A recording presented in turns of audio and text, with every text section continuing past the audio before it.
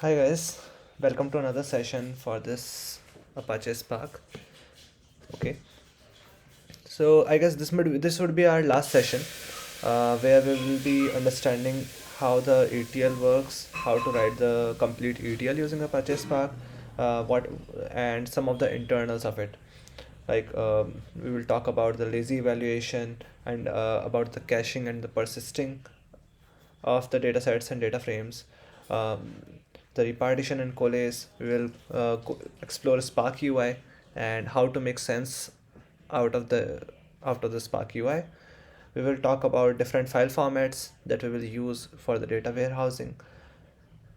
And then in the end, I will give out an assignment, uh, which if you guys wanted to solve by yourself, then I will send it out as an assignment, or if you wanted to solve it right away in this call itself, then we can solve it in this call, just to be more familiar with the Spark environment. So I hope you guys, all of you guys, have set it up your local environment and you are able to write some some of the code. So, any of you guys have tried writing something after the session?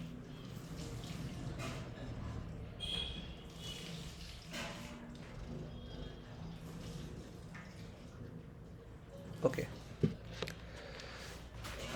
Okay, let me share my screen and we will go through the concept of environment.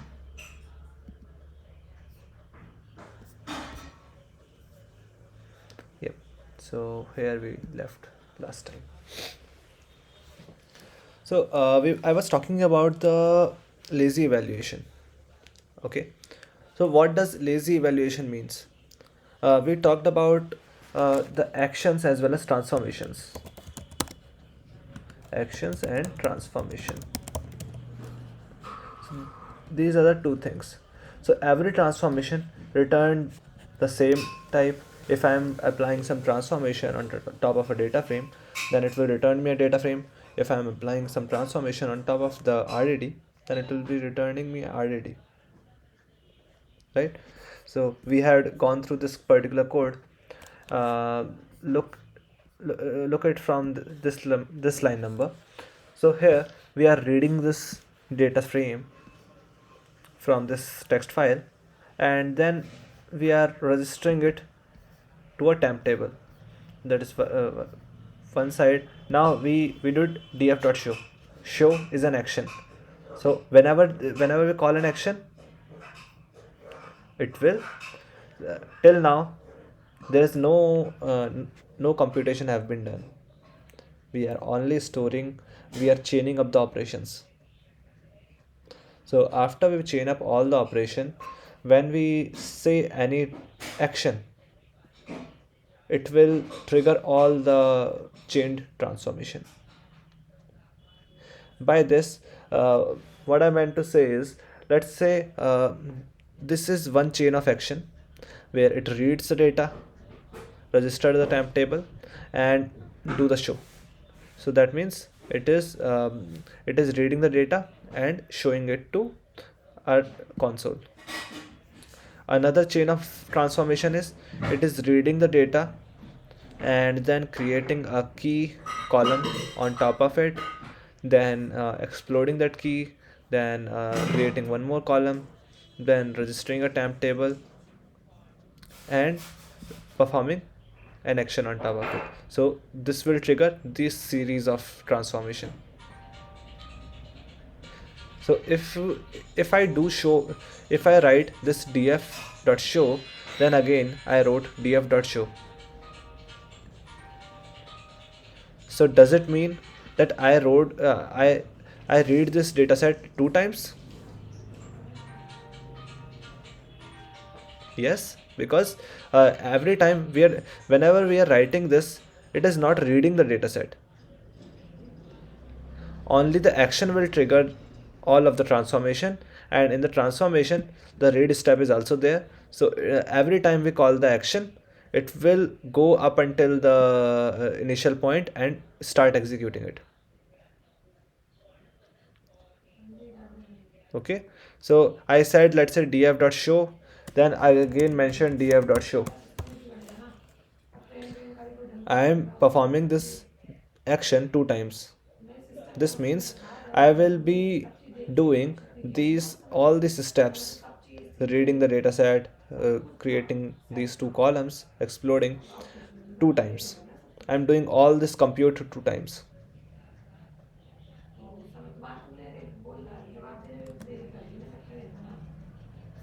So we haven't done this.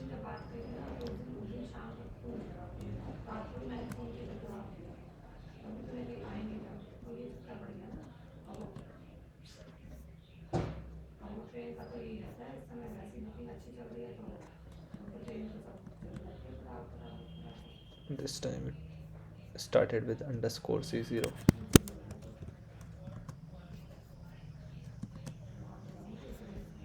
We did this two times. It read this particular data set two times because of the this lazy evaluation. Now you might be wondering, so every time I will be putting an action, it will trigger the whole set of events every time. What if I wanted to perform some few repeated action on top of a data frame? Then to to avoid the recomputation of the whole lineage, uh, Spark provides us caching API. So using caching or persisting, we will persist the dataset in memory or on disk based on the option that we will choose. And we can, instead of computing all the way till the first step, we can directly use that particular cache or persist from the last step and can use it. So if I say to cache a data frame, either we can say dot cache. So this will cache the dataset in the memory. Okay, if um, or if I wanted to cache it onto disk and or into memory and disk, then I can use the dot persist, and there I can give the option memory and disk. There are options of serialization as well, memory and disk 2, serialization. All of it we can find it with a quick Google search, like what are the persist options that Spark provides. So Spark do provide us to store to persist our data set either in the memory and disk. So what do memory and disk will do? It will store uh, the data set in memory. If the memory is not enough, let's say I had a 1 GB of memory and I wanted to store to 1.5 GB of data set. So I will be storing 1 GB in memory and 500 MB onto disk. So this way memory and disk work. So when I say memory and disk serialization, so it right now when I'm talking about persist without any serialization, it is storing the dataset as a Java object, which is like you can consider it one object. When the particular object is not serialized, it is bigger in size. So a single 1 MB object could be of size 4 MB, but after serialization it could be much lesser in size. But serialization and deserialization comes at a cost. The cost is CPU, like to serialize or to deserialize. Like by serial, this term might be new to you, like what serialization, deserialization means. You can think it of as a file. Let's say you had a video file, right? .mp4. So whenever you double click on top of it, a player will appear and it will show you the video.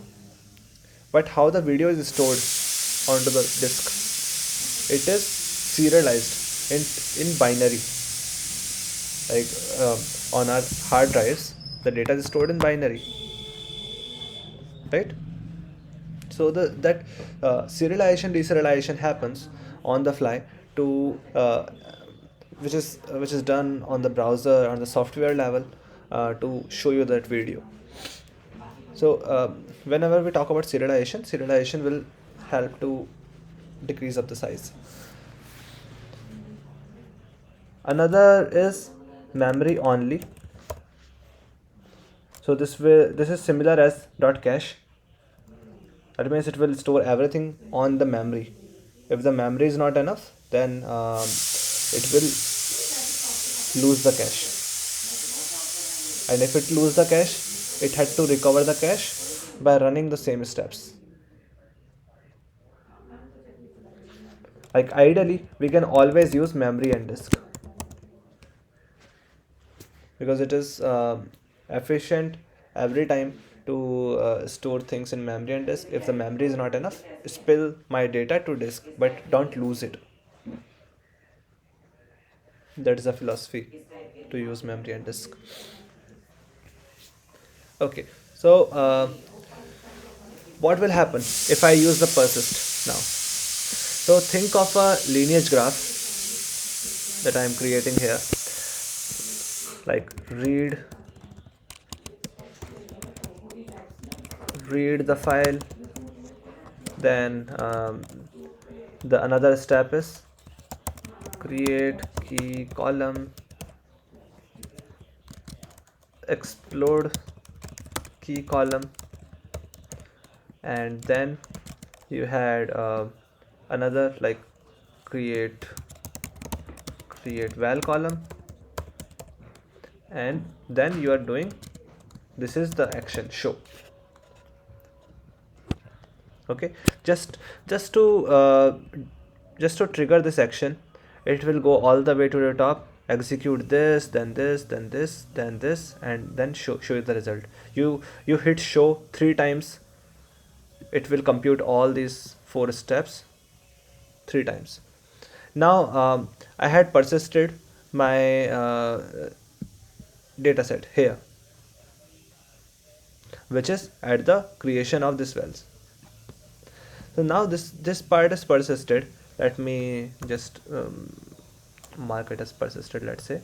So this particular thing that is in like 2 big blocks is persisted. So now it can directly retrieve this data set from the memory or onto a disk and directly show it to us. So no need to recompute this step. So this will compute single time to build up this cache, and once this cache is done, it will always read from this part. So this is how the caching is utilized to improve the performance of your ETL job. Okay, any doubts on the caching part?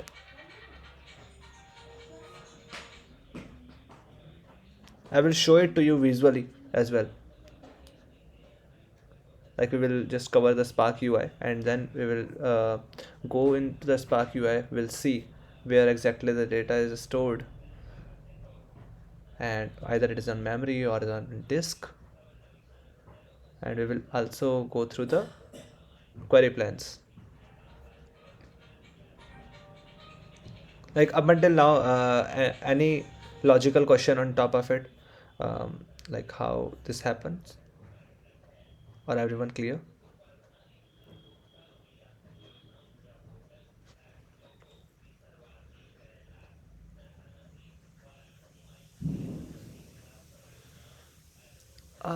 It you can write it in caps, like it's a generic way to write all the persist things in uppercase.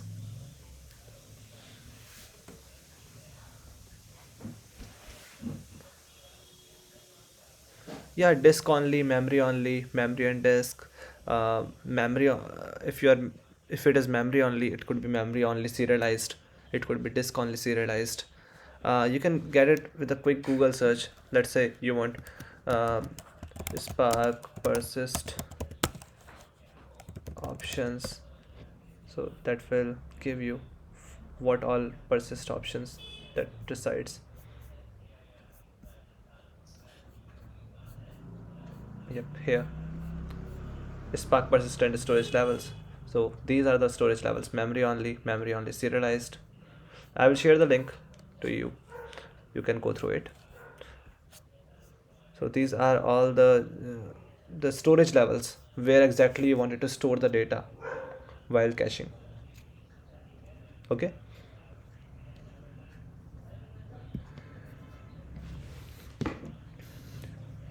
All right. So let me move to the Spark UI part. Um, Up until now, we have seen, uh, we have worked through the data frames, we had gone through the SQL APIs and everything. But how the Spark exactly compute all this stuff that we are writing here? So let's unravel this using the Spark UI. So you can get the Spark UI URL using the Spark context.ui web URL. Okay, so I had already mentioned it here. So if I go within this, the Spark UI looks something like this, carrying the jobs, stages, storage, these all tabs. This will be your application name, which you will be mentioning at the time of creating this Spark session. Then here you will have all the jobs that you had written, and here you will find the stages. So let me just go through one through all the tabs one by one. Then you can raise your questions. So this is the first, the environment tab, in which you will find all the environment variables that you had set it up for this Spark job. That what is the Spark app ID, what is the app name, if how many executors it is on running on, uh, any property that you define, you can find it here. All the jars, everything.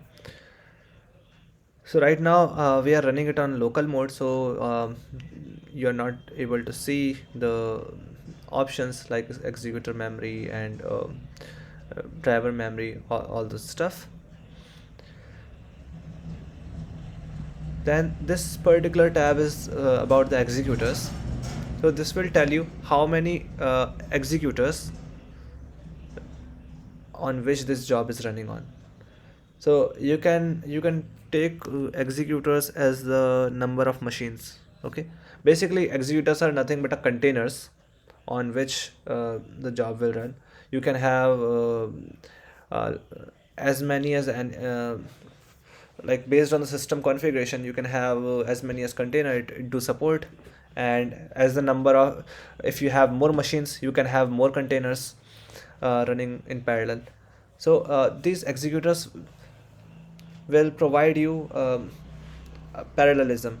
So this is where this massive parallel processing paradigm will come in Spark.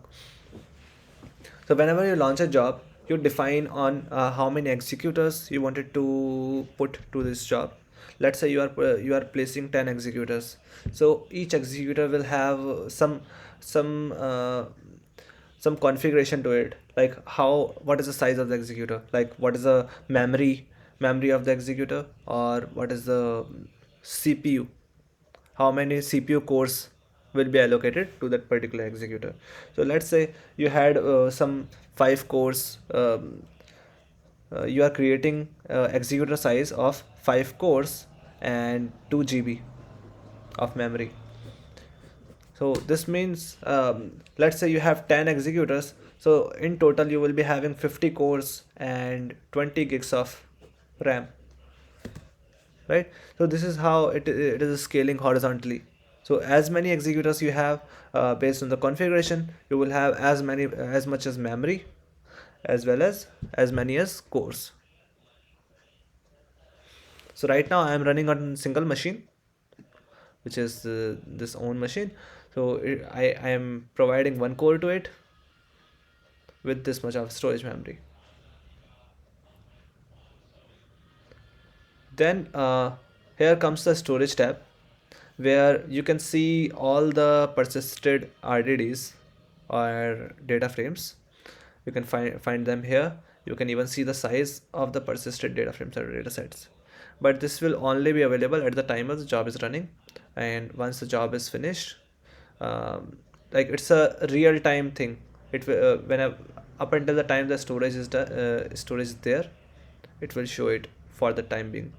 Um, so when the job is running, you will persist something, and it will be in memory. But once the job is completed, so it will destroy all those executors once the job is finished. So once the executors are destroyed, all the data that resides in the executor will also destroy. So you will not see any storage inside this. Like it will be as similar to what is the current state. Then we had jobs and the stages. So this is where the actual works happen. So you can see this part. Let's say we we initiated a show step here. Okay. So when I execute this show step, right now we already have 4 job IDs. I will create one more job ID by executing an action. So each action will create a job. Okay, like I executed this one. Now I can see, if I reload this 5th job that got recently added. So so with each action I will trigger jobs, and jobs are further divided into stages. Okay. The hierarchy is like this. We had jobs. Okay, and within jobs we have stages. So a single job can have multiple stage. Jobs define on action, like action will trigger jobs, and to finish jobs the Spark will create stages. Now think from the execution perspective, how we can read a data set and showcase it to terminal. Okay, and now we will be thinking from that like early map reduce thinking that we learned in the whiteboarding class, where I was drawing some stuff, right? So we can read all the rows of this new.txt parallelly, right? And since I am just showcasing it, I am not doing any operation on top of it. I can show any row at any like the order of row doesn't matter to me. What I said is show me the how the data frames look like, and it will throw me any random rows by reading from this text file. So let's see what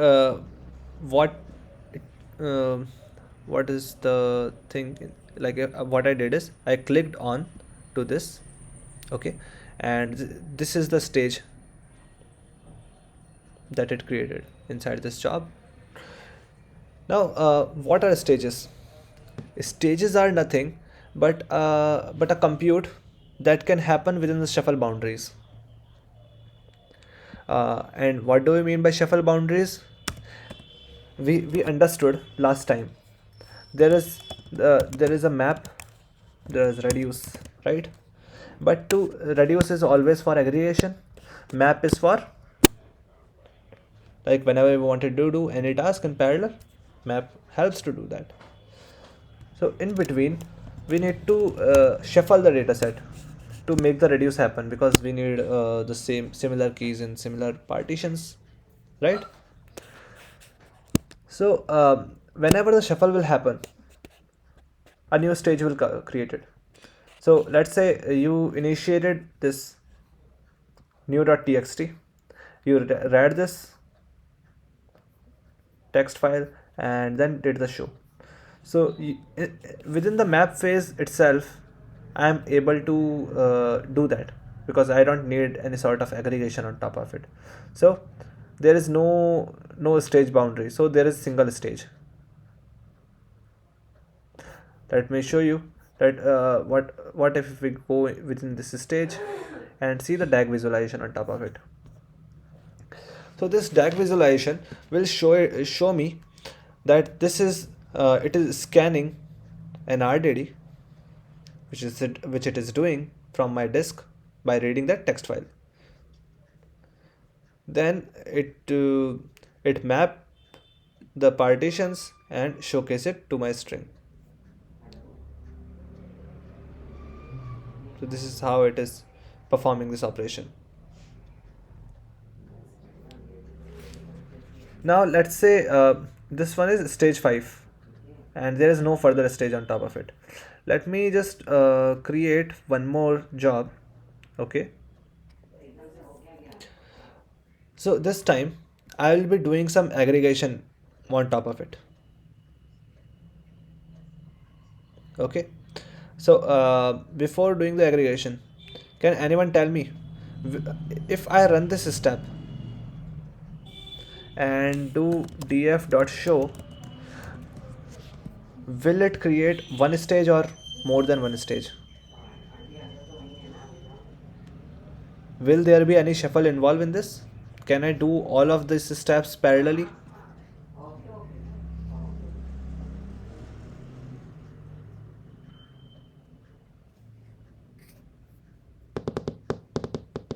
My initial dataset looks something like this.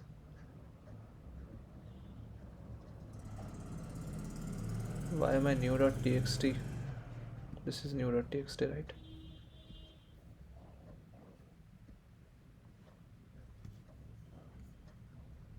Yep.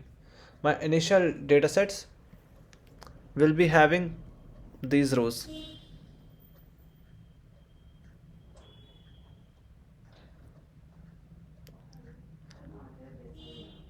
So will this create any shuffle? Can I do everything on the map side?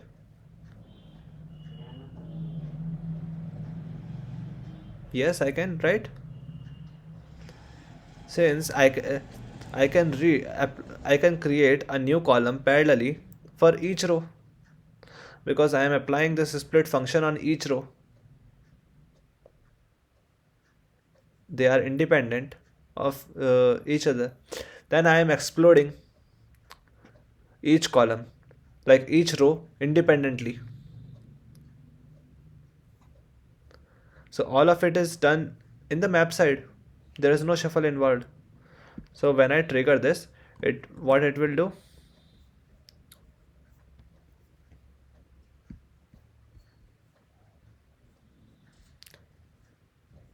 Uh,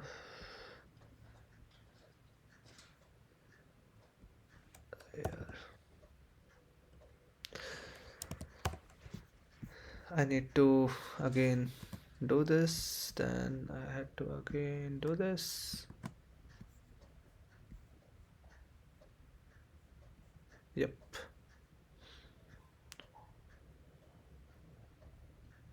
So we had this one after executing. Now if I go in my stages tab, I can see, wait, I have executed it 2 times. Right now I have a stage 7.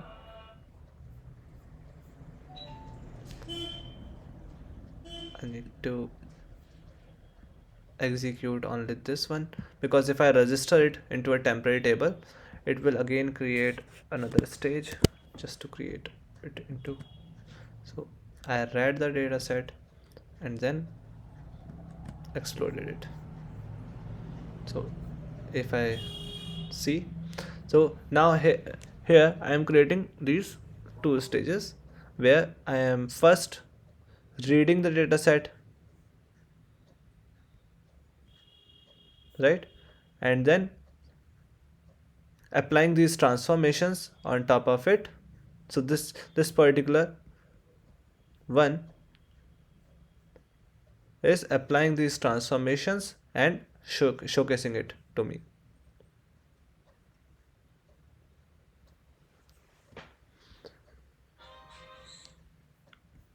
Okay, so this is how the concept of jobs and stages. So in this within the stage, this allows me to see all the metrics, like which what is the input size of the data set, what is the amount of shuffle it read, what is the amount of shuffle it wrote, what is the output return onto the disk. So right now, like as I have told you, that what happens if we persist.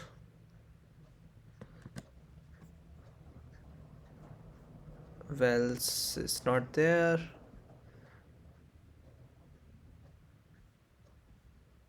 mm, what error it is telling me? Storage level must be of type PySpark storage level. So I had to import this storage level. We cannot directly say it like this.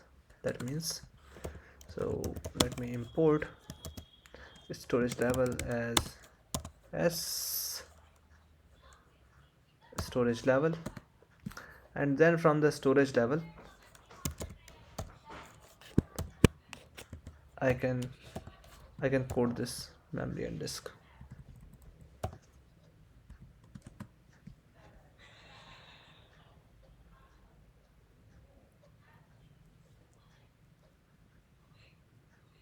mm, you can take a little help here. So we had to fetch this package where I will be saying this is storage level. So this storage level is within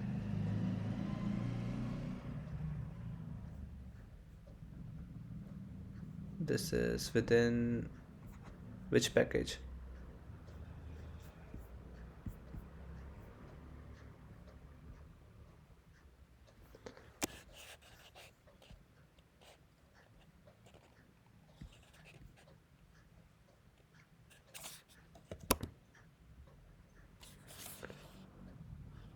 So inside SQL we had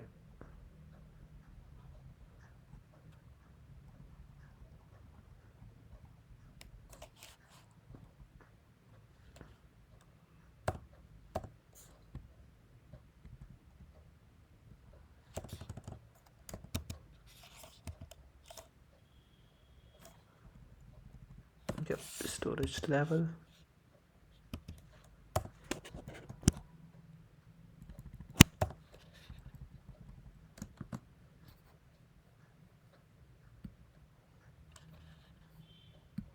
So storage level have attributes as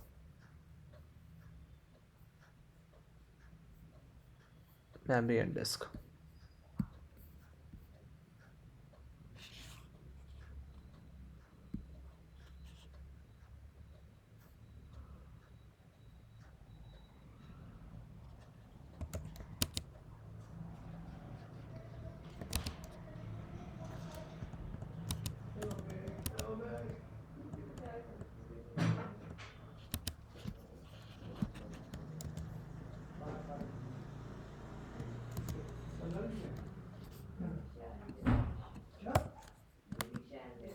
Yep.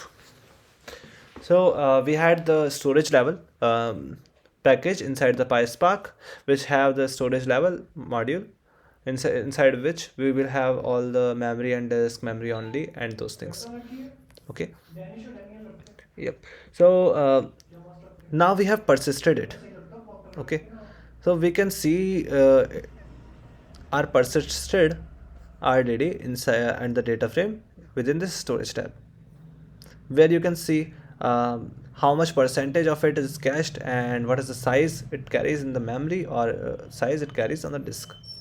Since the storage is on the memory and disk, but the size of the data set is very low, and I had enough memory in my system, so I can keep all of it in memory. If my size of data set is more, then it will evict it onto the disk. So this storage tab is used for just checking out what all datasets are cached and what all sizes are there.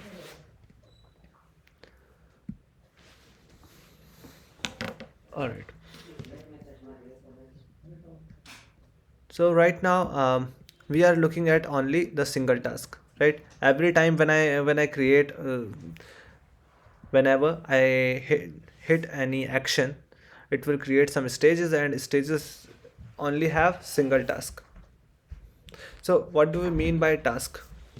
Like in within the hierarchy, where is our hierarchy? Yeah, here. So stages composed of tasks.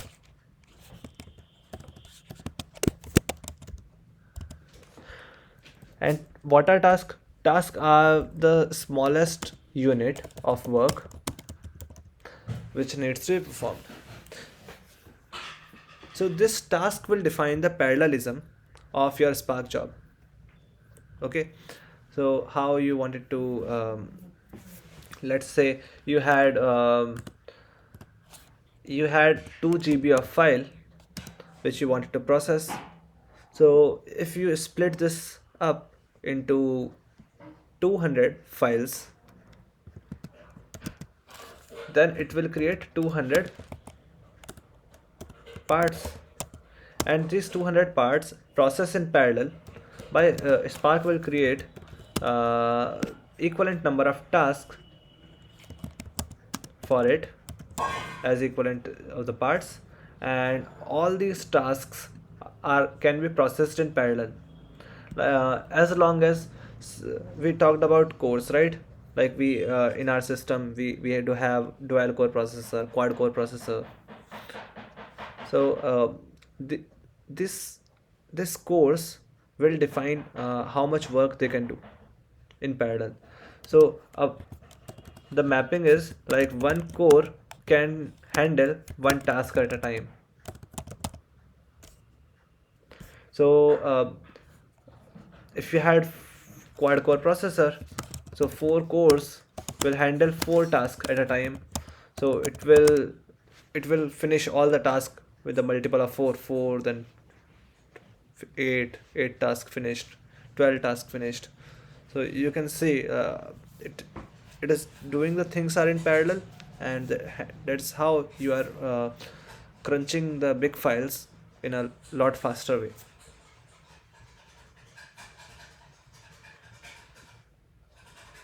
Okay,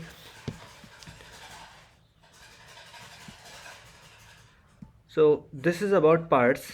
Okay, uh, but how do we define how many number of parts I wanted to split my data set or data frame into? So for that, I had these two things, repartition and coalesce. So let me talk about these two, but before that, any questions up until now?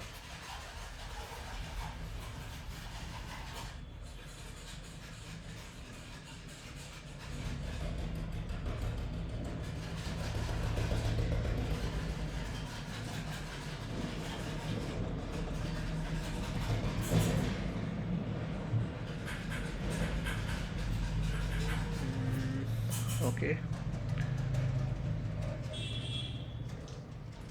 like I just told you all this stuff just for your understanding. No, these things will rarely be asked in the interviews, but knowing this can help you to debug like greatest of the issues. People will ask, it will give you a brownie points in the interviews if you tell that you know how to see through Spark UI, and what are jobs, what are stages, what are tasks in a Spark job. And from an overall perspective, from a data engineer, like from the functional point of view, people just expect you to finish the given task. So if you can transform the given data in the desired way, that is mentioned in the requirements, then you are well enough, right? So coming on to like to how to change the number of parts, or I can say how to change the number of tasks here. Okay, so for that, we had two ways. Okay, one is repartitioning and another is coalesce. I always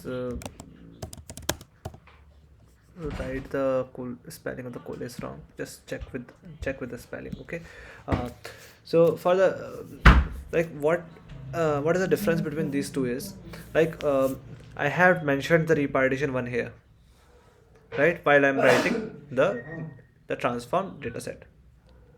Why did I write this repartition one? Because when I am processing my data, since my data set is distributed, it is split it in multiple files. Like, let me just go through these steps as well. So if I go through this, I go through this, and let me go through this. Now I executed these other three steps as well. So if I show you, so here you can see, instead of the one task, it created the 200 tasks. So it splitted my data in 200 parts. Okay, so my data is splitted. If I write directly, what happened?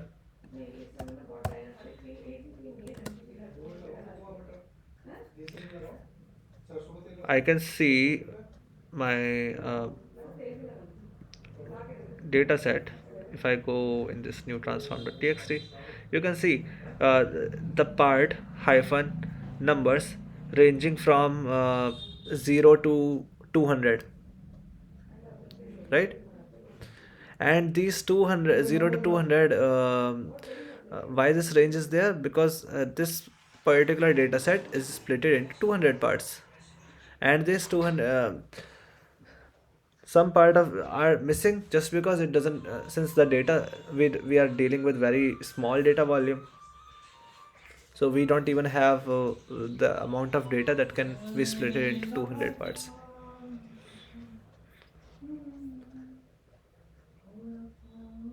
So here this is the clear illustration that can give a thought in your head, like how to think of parts. Now what if I wanted to manipulate the number of parts? For this manipulation, it Spark provides me two APIs. One is the repartition and another is coalesce. So how these two works is, let's say we had some parts. Okay, I had some part 1 which carry one record, another part which carry another record, this carry 4 records. Okay, and let's say this one carry 2 records. So we have 4 partitions. Okay, part 1, part 2, part 3, part 4, carrying the number of records which is mentioned here. So when I do the repartition, okay, the repartition it evenly spreads out the data to the given number of partitions. So by its name itself, we are repartitioning our data. That means we are recreating the partitions for our data. Let's say I repartition my data to 5. That means 1 1 4, that is 6 7 8. If I repartition it to let's say 8 parts, then what will happen? It will create 8 partitions of equal size, right? Like this 4 and this 4. It created the 8 partitions. If I repartition it to 8, if I repartition it to some other number, it will just perform the shuffling and will give me the desired partition number. But what happens if I use coalesce? Coalesce also helps me to change the number of partitions, but using coalesce, I cannot increase the number of partitions. Right now, I had, let's say, 4 partitions, and I wanted to increase the number of partition. I cannot use coalesce because the mechanism the coalesce uses, it will try to stack up. Repartition all creates the fresh new partitions. It will shuffle up the entire data and create a new partition. All of the partitions are new partition. When we use coalesce, so it will stack up. So this will stack up with this one. Let's say if I coalesce my partitions to 2. Okay, so this partition can stack up with this one. So this would be 2, and this partition can stack up with this one. So another partition is 6 with 6 records.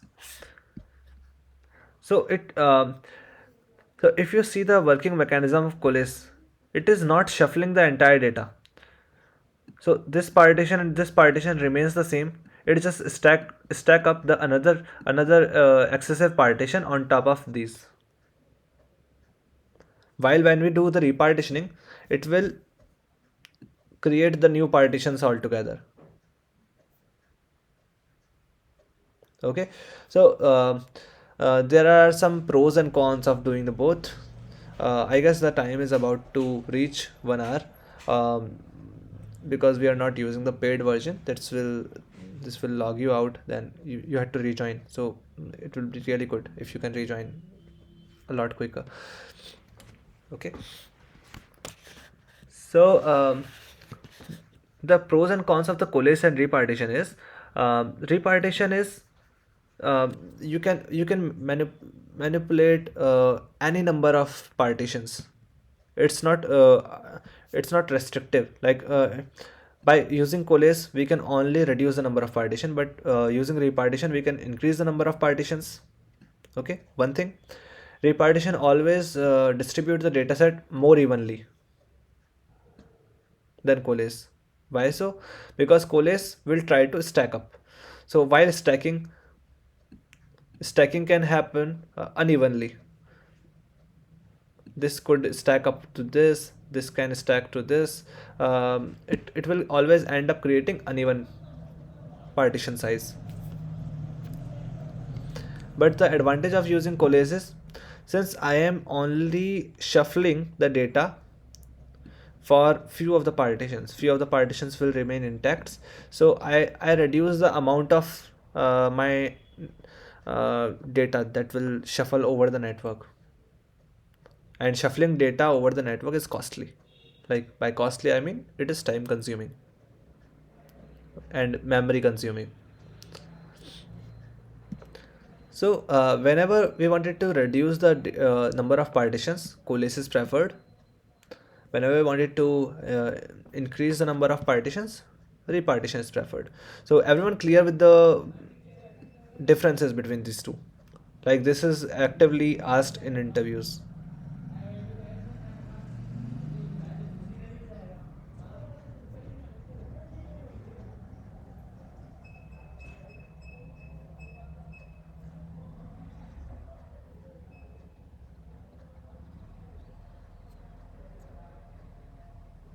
Right. Even partitions. Like, we can also decrease the number of partition using repartition, but we will not have the when we can have the performance benefits by using coalesce, why not to use that one?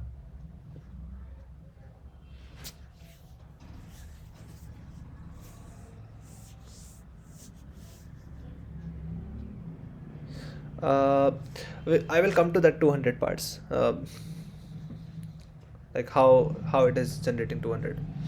Okay, for the 200, like, there is a setting which is spark.sql.shuffle partitions.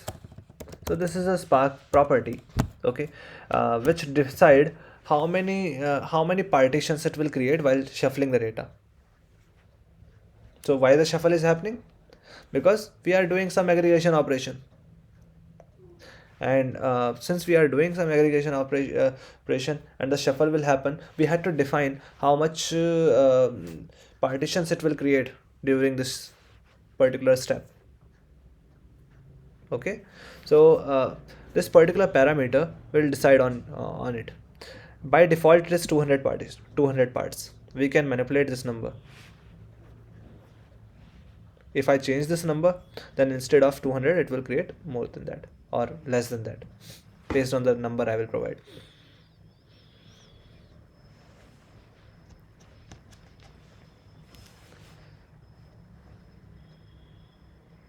Yeah, just partitioning.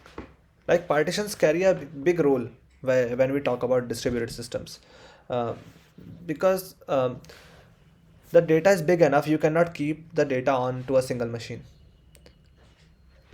and to distribute the data, this partitioning is the distribution strategy. Like how much data you wanted to keep onto one system. Like you can think of partitions in a way, like if you had 200 parts, then you are storing the data on 200 different machines, like logically. So this is how this partitioning works, and this what repartitioning and coalesce. Okay.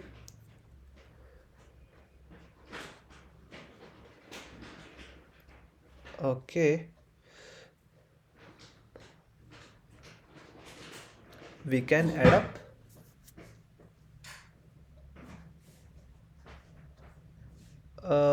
We can wait until the teams will kick us out, then we can rejoin.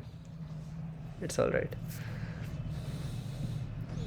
um, then the another thing that I wanted to talk about is the file formats. Okay, which is again a very good topic of discussion um, in interviews. Like why? Because file formats decide how the data we will how the data will be laid out at the end. So right now, if you see here, I wrote the CSV file, which is nothing but a text file. So there are multiple file types. Mm, okay,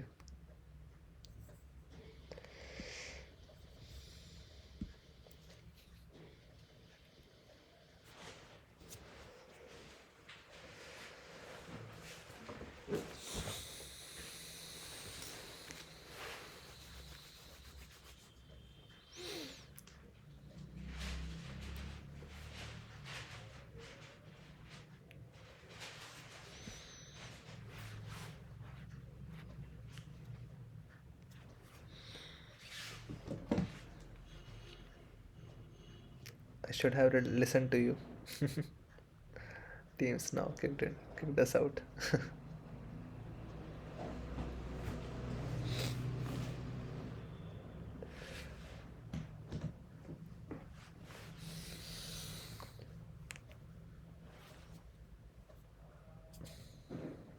Let the other three persons join.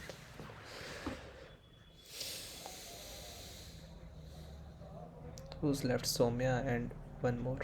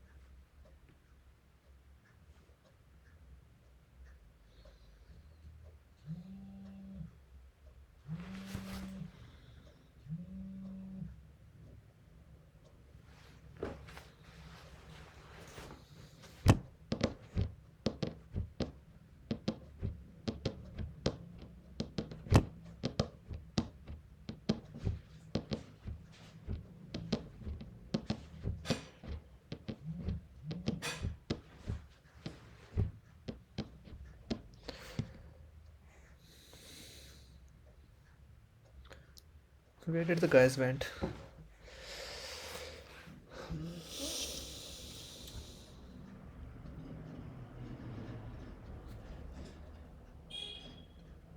That's the last topic, then we can conclude.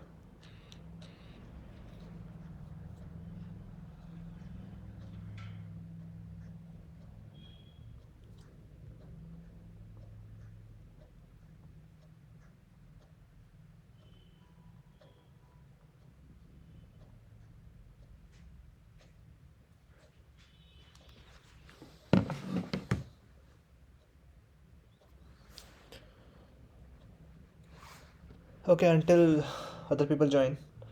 Uh, do you guys have any doubts till now related to anything?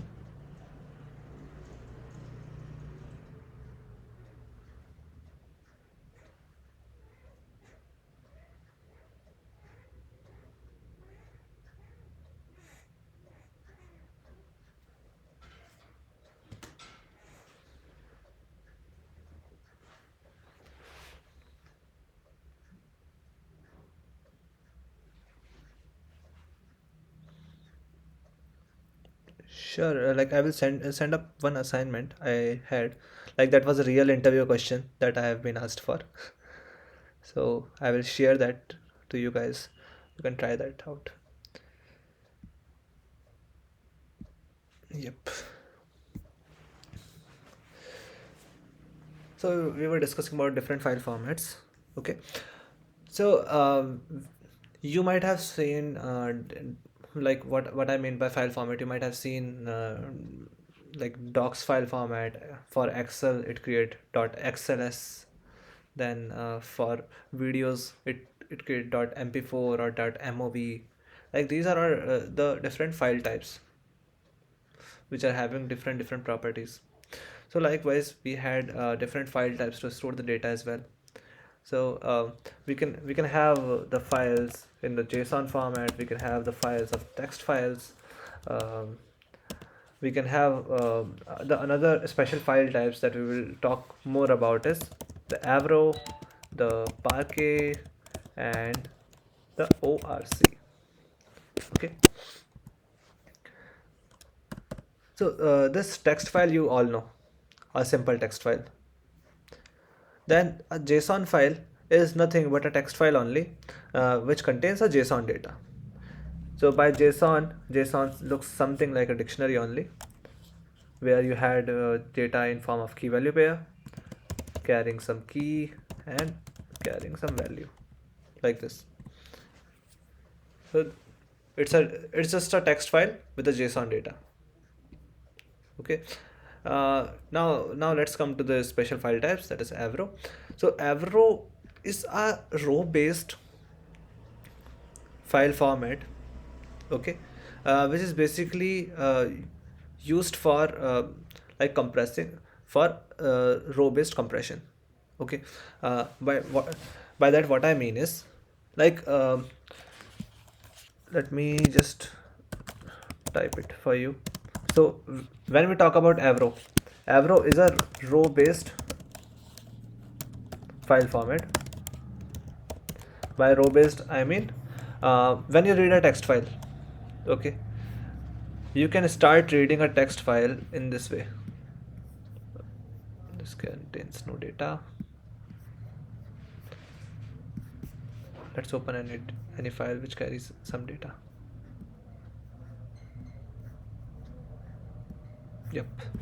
So when you start reading a text file, you can read it row by row, right? But even to read some go to a specific place, you need to know the offsets. Like when the file is stored onto the disk, it have some offsets like this. After these many characters, let's say if I talk of offsets, the index 0 1 2 3 4 5 6 7 8. So I can say after these many offsets the lets will begin, or after this many offsets the on will begin. So this is like on an overall picture, if you see, I can if I had to read this text file, I need to read the whole text file. I cannot read this text file partially. Okay, but when I talk about Avro, okay, it's a row based file format. So when what functionality or feature it will give it to me is, if I had only 5 rows, let's say, I can read the rows specifically. I don't have to read all the rows to fetch certain data. And on top of it, it have compressions, high compression on top of it, which will help to decrease the IO, the input output of the disk. Like let's say if I store some data in a text file, and if I store the same data in Avro, then the amount of the volume, the size of both the files, the text file would be way more bigger than the Avro file because of the compression. Okay, so this is particularly used in messages, when we have to send some messages, like in the messaging queue, like Kafka, or for the streaming purpose. And even it is used in sending. You can think of, let's say you are sending a WhatsApp message, instead of sending it in the text version of it, if they are sending by putting it into an Avro compression, then it would save them the network, right? So this is why the Avro file formats are used, because it provides a robust file format with a strong compression. Then another file format we have is Parquet. Okay. Now this Parquet and ORC both are columnar file format.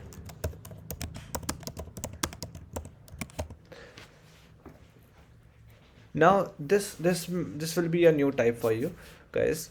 Let's say you had a table, okay, and table have 3 columns. So instead of storing the data on the row per basis, it is stored in a columnar way. Uh, like the advantages of storing a data in a columnar way is, let's say you wanted to whenever you are writing some queries, you will be having tables of with hundreds of columns. Or let's say you had a table of carrying 50 columns, and you wanted to write some query, and not every time you will have the queries like select star. You if you see from traditional data warehouse perspective, always the query will be like select column 1 or column 3 from the table, or column 3, 5, 6, 7, whatever the column required from the particular table. Not we seldom select all of the columns. So while reading certain columns, so just think of an idea. If I wanted to read only column 1 from this table, why to read the full file? If I had the data stored in the Avro file format, then I had to read all the rows to fetch this column 1, right? But if my data is stored in a columnar file format such as Parquet or ORC, then instead of reading all the rows, I can only read that particular column. So you can now visualize how much IO I will save with each query. Now I don't. If my total file is of 5 GB, a single column could be less than could be 100 MB, let's say. So instead of reading the 5 GB data altogether, I just read 100 MB of data from the disk. It would be lost lot faster and a lot cheaper in terms of resources, right? So whenever we talk about data warehousing, we always use columnar file formats for storing the data. So that is one thing. Now the another added advantages that Parquet provide on top of this being columnar is it have heavy compressions. Like when we talk of any column, co- a column will be having a fixed data type, right? Either it will be string or either it will be integer. Let's say it is an integer column. Okay, so since it had to perform the compression on the same data type, it it um, it have a strong compression. Like there are different compression mechanism like dictionary encoding, and binary encoding. um, we will not dive much into compression algorithms, but you can just say that it have the very high compression because it applies the compression on the similar data type. While the row based file format, it had to apply the compression on different data type because a single row will be consist of multiple columns, and different columns could have different data types. Then the other feature for this Spark is it supports the nested data types. Okay, by nested data types I mean is uh, you can store array type data, you can store map type data, you can store struct type data within the file. Like how you can imagine an array type data is, we had created the array type here. So this particular data that got created after splitting on the C0 column, it creates an array type column. So you can even store this data in Parquet.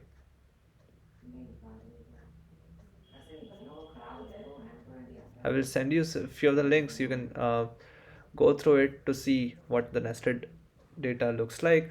But when you at a high level, if you talk about the nested data, it is struct type or the array type column or the map type column.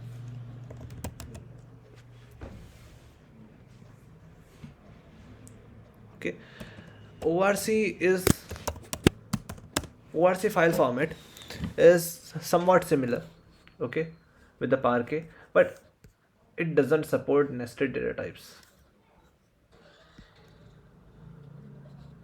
But in terms of speed, in terms of read speeds,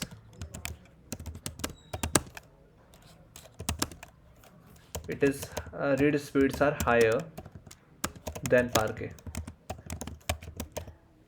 It have some added optimization on top of it, which helps in faster reads than Parquet file format, but this doesn't support nested data types.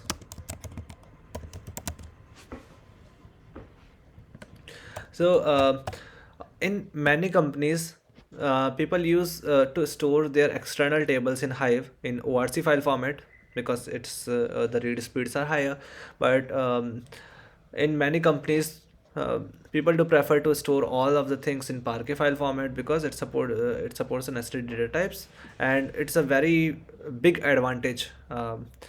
Then even we can compromise little speeds on top of it just to get the support of the nested data types, because most of the time the data we receive will be in a nested JSON format. It could be really messy. Even if we want to clean it, uh, we we thought of some structures uh, that may, like, some sort of data is well suited to be placed in a nested way than in a normalized way. So Parquet is always preferred for the data warehouse data storage. How you can write these kind of file using a Spark? Like right now, I have written a .csv. So what can you do? You wanted to write a Parquet files? You can say .parquet. You can write it inside new transformed. So if you do so,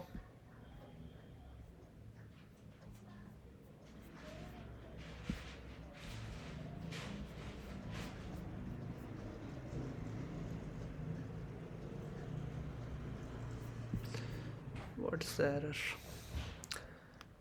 Caused by failed to load native library. Okay, I don't have right now the library. I need to again. I need to get the jar for writing this Parquet files. But when you had the right environment set it up already, so you can just simply say dot parquet to write the parquet files. You, to write the avro files, it is dot avro, and if you wanted to write the orc file, it is write dot orc. It's simple as that.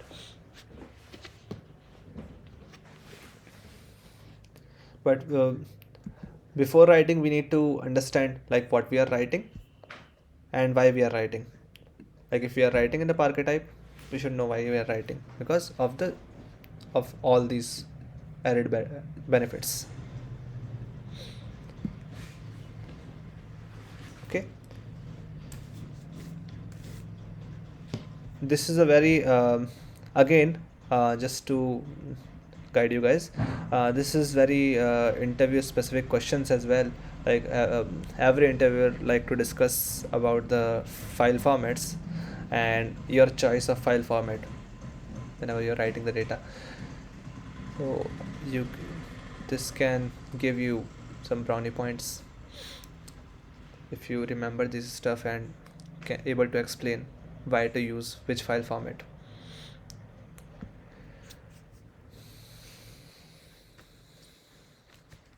Mm-hmm.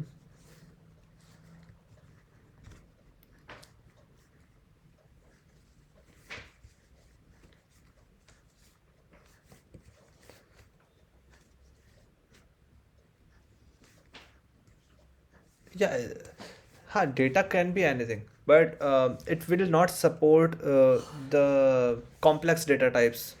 Like we had gone through the MySQL, right?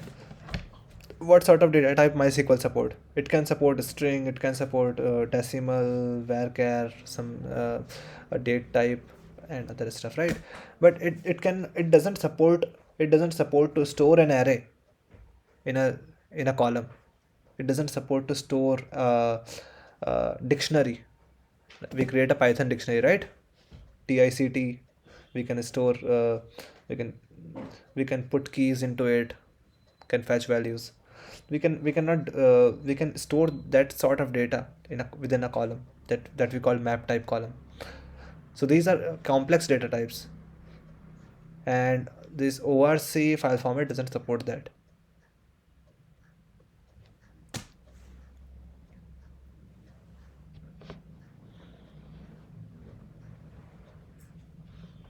Right.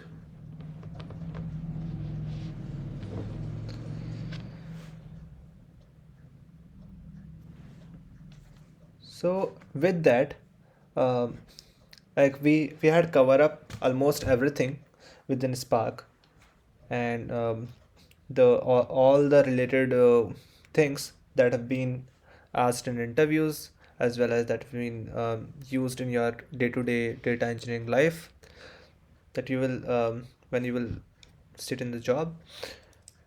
So just to conclude it, I wanted to just give you a glimpse of what assignment I am trying to assign it to you, and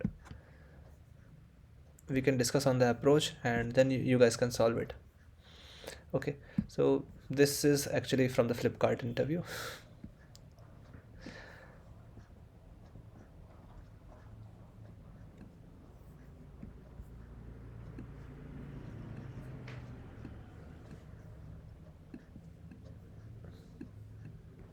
Okay, look, we had some events which is from the campaign. Okay, uh, so each event is that carries, this is one record, this is another record, so these are in total 10 records.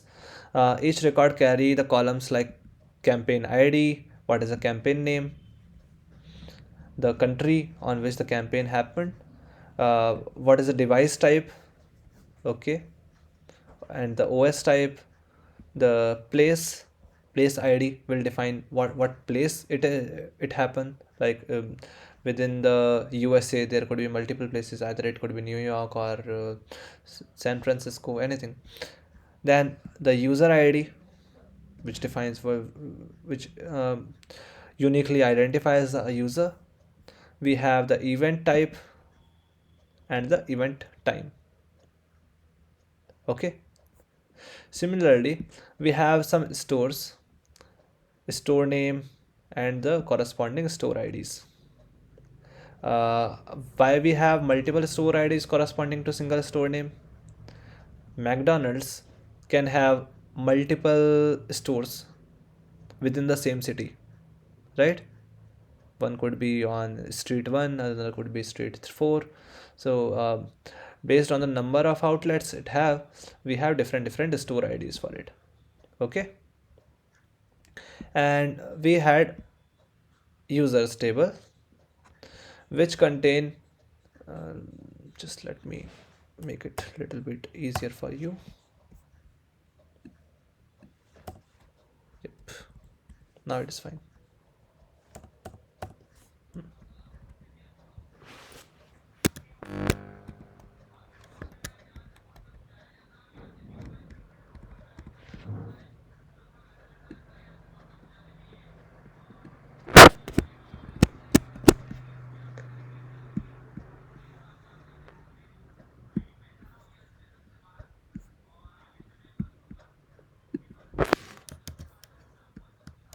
Fine, replace anything.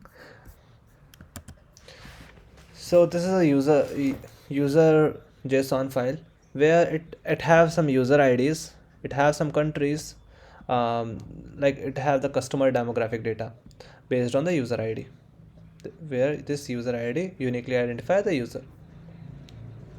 Okay. So what we had to do is we had to get some output like this.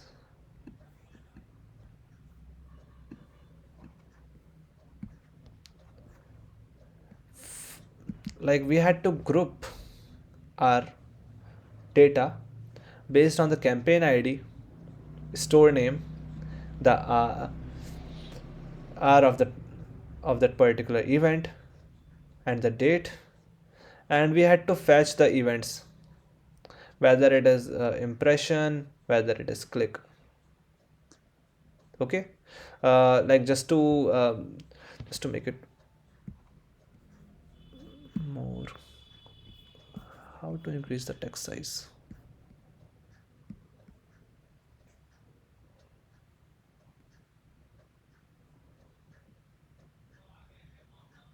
You're able to see the text, right?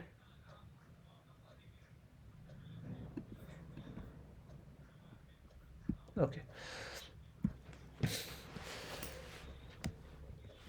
So this particular text contain, so if you see the output, are you able to imagine, like I will send it out to you, just try to think through how you can arrive to this output first by using these three data sets.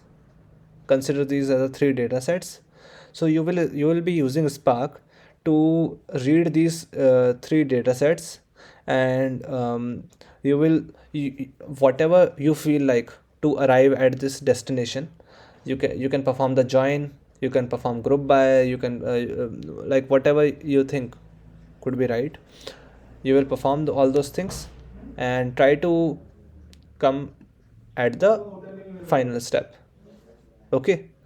And you can post it in the group if you're able to do it. If you can post it in the group if you're not able to do it, and you can also post it in the group if you're not able to think through it, like not even on the coding phase, but from the logical perspective, how we can arrive at this part. Okay. Then we can directly discuss in the group, or we can just take a separate session on top of it. Okay.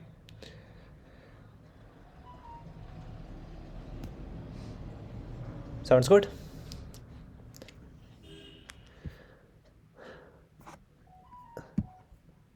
Okay, then I will share it.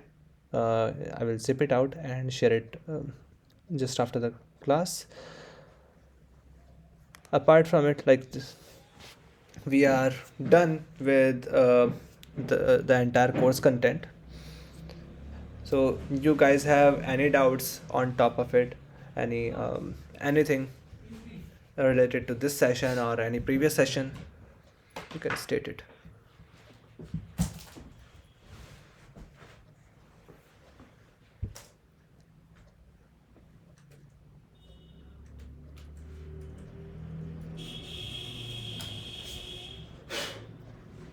Or if yeah, hi.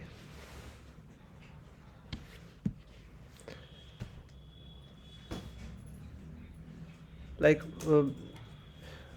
everything, like any doubts, anything that is coming on top of your head.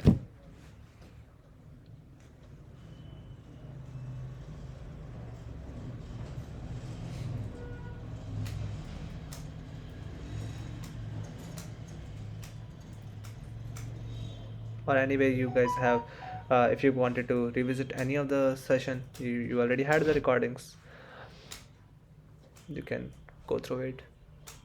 I guess Rahul has shared the folder itself to go through the recordings, right? So there you can find all the recordings.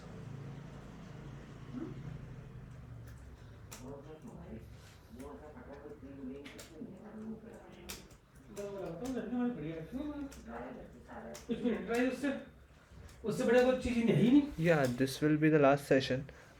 If you guys are not able to do this task that I am going to assign, then maybe on the Monday or on the Tuesday we will have one session to conclude how to write the ETL job to use all these three data sets, like to solve this particular problem that I am giving as an assignment. We can check that out on Tuesday. So you will have the enough time to work through it, and meanwhile you can also play around with the data to slice and dice, and can learn different Spark functions. Like I have covered only a few of the functions that is provided into the this functions library, this one, PySpark SQL functions. But there are a lot of functions that is being provided in this functions library, for which I have shared the link, the Spark by examples link. So there you can find all the functions. It is straightforward as like this is split or explode,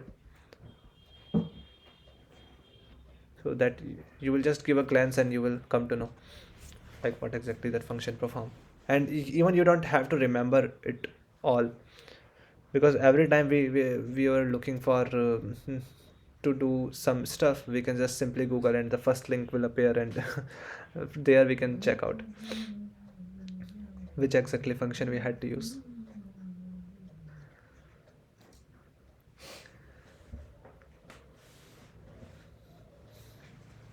But just for a quick hindsight, you can go through all of the functions in that particular link. So any other questions?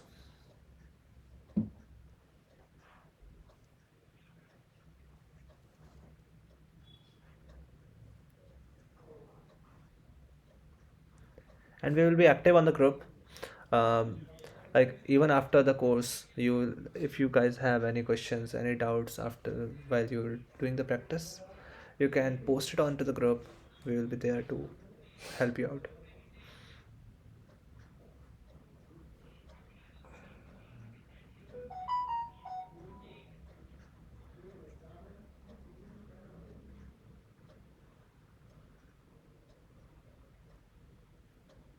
So any other question, or are we good to close?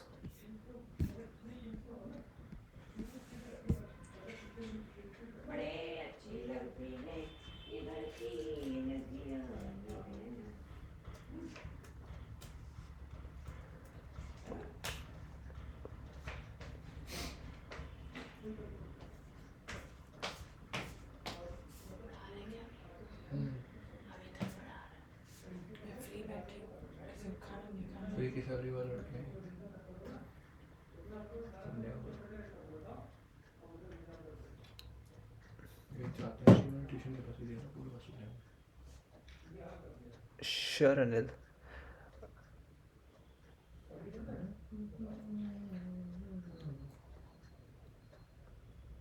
Mm-hmm.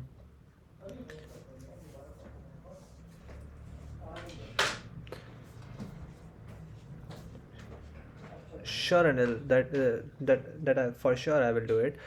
Basically, my learning style is not from the videos. I usually go through notes, and I prefer textbooks to learn things. So I can I can even give some links to really great textbooks which you can go through. Yep. So I had that downloaded already, so I can share those books with you guys. Like if you get time, you can go through it. Otherwise, you can go through the small URLs that we will share on top of it. You can so there you can find all of the resources. But at the end, it's all it's just your practice. uh, the more you will practice, the more hands-on you will get, and the more you will be able to answer at the time.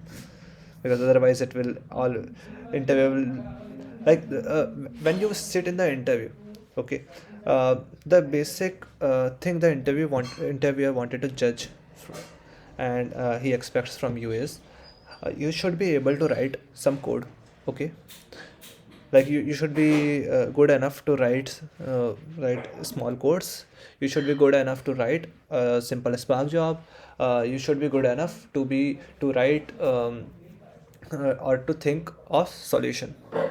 Okay, so right now the assignment that I have been sharing to you, uh, that is a very simple assignment. When I will discuss it on Tuesday, you guys will yourself say that it's just simple group by, it's just simple just a simple join, then group by, and tada, the answer is there. But the process of thinking through just by looking at the output and from the input, you are connecting the dots. That is where the problem solving is happening. It's not the code, it's not it's it's not the algorithms, it's just the thinking, the way of thinking, that how you are connecting the dots from the input to output, and uh, then the process of writing the code comes. So that is another thing that as a interviewer we people look for. Okay, so apart from it, though, there are few of the basic questions, like these file formats and repartition and collace. What is lazy evaluation? Those all those things you can. I guess you after this session, after this all this course, having the course content, you guys can answer it pretty well. So it's just the practice that is remaining, which is on to you guys only. So best of luck, better prepared. Okay, thank you guys, thank you guys for all the time. दोपहर ध्यान मैंने दोपहर पूछ करके मैं एक बार क्या वो खिचड़ी शाम को बन जाती बस, तो वो ध्यान था नहीं, मेरे दिमाग से निकल गई, जहाँ गए थे तब ध्यान आया मेरे को, और मैं खिचड़ी सोच रहा ना।